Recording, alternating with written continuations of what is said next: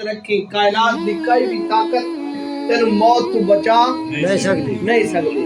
فرمایا میں موت دا ذکر اس واسطے پہلے کیتا ہے تاکہ بندے نو یاد رہے کہ موت بھی آونی، بندے نو یاد رہے کہ موت بھی آونی۔ اور موت ایک ایسی اٹل حقیقت ہے، اللہ فرماتا اذا جاء اجلهم لا یستاخرون ساعۃ ولا یستقدمون۔ فرمایا جو موت دا ویلا میں مقرر کیتا ہے کائنات دی کوئی بھی طاقت نہ ایک سیکنڈ اتا کر سکتی ہے نہ ایک سیکنڈ تلا کر سکتی ہے۔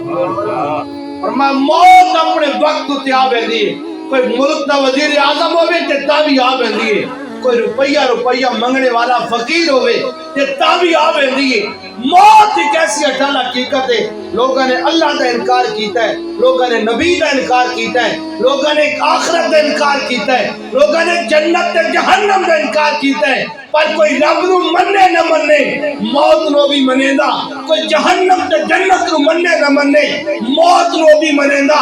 لیکن لوگوں اسانو کوئی موت دے بارے آکھے سانو ڈر اس واسطے لگدا، اسی پریشان اس واسطے ہو گئے ہیں کہ اسی موت کی تیاری نہیں کیتی، جنہ تیاری کیتی ہوئے انہوں نے پتہ ہوتا ہے کہ موت ایک پھل ہے، ایک تبسا تے مصطفیٰ دا دیدار بھی ہو سی، رب ذوالجلال دا دیدار بھی ہو سی۔ سبحان اللہ، نعرہ تکبیر، نعرہ رسالت، نعرہ خلافت، نعرہ حیدری۔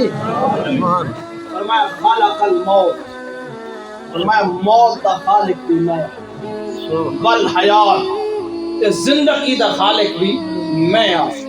موت ایک ایسی اٹل حقیقت ہے، اس آج تک کوئی بھی بھاج نہیں سکیا، کوئی بھی آج تک مل نہیں سکیا۔